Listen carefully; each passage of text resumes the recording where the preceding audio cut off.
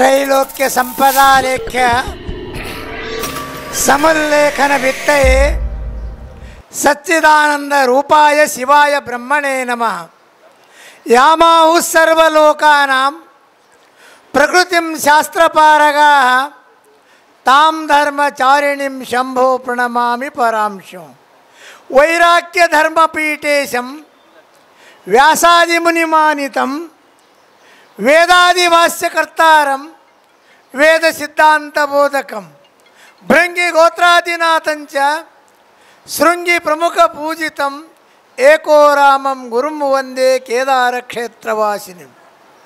प्रथमतः हिमवत केदार वैराग्य पीठाचे आदि जगद्गुरु एको रामाराध्यापासून आजपर्यंत समस्त गुरुंना अनंत नमस्कार अर्पण करून आज या अंश fertility and test tube baby सेंटरच्या उद्घाटनानिमित्त इथं उपस्थित राहून हृदगत व्यक्त केलेले बेटमोगरेकर महाराज, वसमतकर महाराज आणि बाळापूरकर महाराज आणि हुलसूरचे महाराज आणि आताच आपलं हृदगत व्यक्त केलेले या जिल्ह्याचे नूतन खासदार रवींद्र चव्हाण साहेब आणि या शहराचे आमदार बालाजीराव कल्याणकर आणि व्यासपीठावर असलेले सर्व मान्यवर आणि या कार्याला कारणीभूत असलेले उभया संतोष बोमनाळे डॉक्टर आणि त्याचप्रमाणे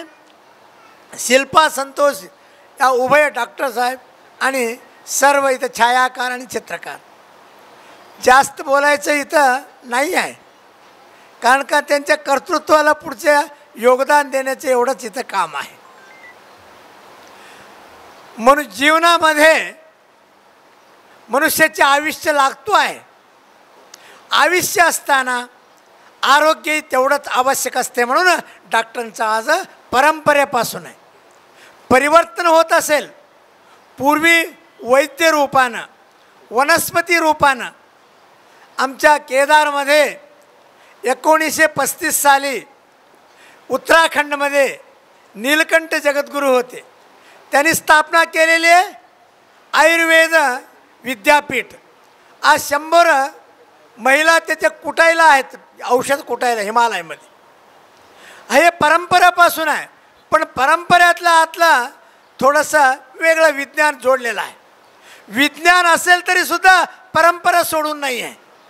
हा जो विज्ञान आहे परंपरा सोडून आहे। उदाहरणार्थ हे पंचमहाभूत आहेत, पृथ्वी आप तेज वायू आकाश, त्याचे गुण सोडलेले नाही। पृथ्वीमध्ये गंधत्व आहे, जलामध्ये शीतलत्व आहे, अग्नीमध्ये दाहकत्व आहे आणि त्याचप्रमाणे आकाशामध्ये विशालत्व आहे आणि वायूमध्ये चंचलता आहे। हे आपलं परंपरा घेऊनच अगोदर आपण कोणतेही टेस्ट केलं तरी याची अगोदर आहे। म्हणजे वाहतूक किती आहे रक्ताची म्हणून अगोदर ते टेस्ट करताना वायूची ते परंपरा राखावंच लागते आणि त्याच्यामध्ये सर्व काय प्रतीक्षित करत असताना आज नूतन जे आलेले जो होत असलेले आता आरंभ होत असलेले उद्यापासून हा किसनराव बोमनाळे यांचे सुपुत्र संतोष आणि त्याचप्रमाणे शिल्पा या उभय डॉक्टरांनी खरोखर या जपानहून मशिनरी मागून अन्य देशांहून मागून हा नांदेड जिल्ह्यामध्ये या क्षितिजामध्ये मराठवाड्यात एक केंद्रस्थान बनविले। हे संतोषाची बाब आहे। आज खरोखर एक प्रकारचा हा दवाखाना जो आहे भविष्य काळामध्ये सर्वांना शांती देणारा दवाखाना म्हणून कसं उंच वाढावा, कसे उंच वाढावा, केदारनाथच्या जगद्गुरूचं हिमालयाची उंची आहे, या दवाखान्याची उंची वाढावा आणि सर्वांना त्याचे फळ मिळावं म्हणून आशीर्वाद देतो। डॉक्टर लोक खूप मंडळी या नांदेडमध्ये झालेले मशिनरी झालेलं आहे, त्यांनी यथायोग्य करत आहेत आणि इथं अनेक या सेंटर स्थापना झाले। त्यात हा एक नूतनीकरण असलेला हा सेंटर आहे। हे उत्पत्तीच्या स्थानाला आधारस्तंभ असणारा एक सेंटर आहे म्हणून याच्यापासून सर्वांची कसं एकच शब्द मी सांगतो। आताच आपलं खासदार साहेबांनी सांगितले आम्ही एकच समजतो हा सेंटर कसा म्हणजे फिक्स डिपॉझिटचं ते प्रतीक आम्हाला दिसत आहे।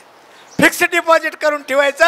हा एक सेंटर बँकमध्ये कसं करता तसं एक संतानाची फिक्स डिपॉझिटचा प्रतीक म्हणून आज आपलं दिसत आहे. अशी या कार्याला यश येऊन आणि प्रत्येकाला समाधानी लाभावं एवढी केदारनाथच्या आशीर्वाद तुम्हाला सर्वांना राहावा.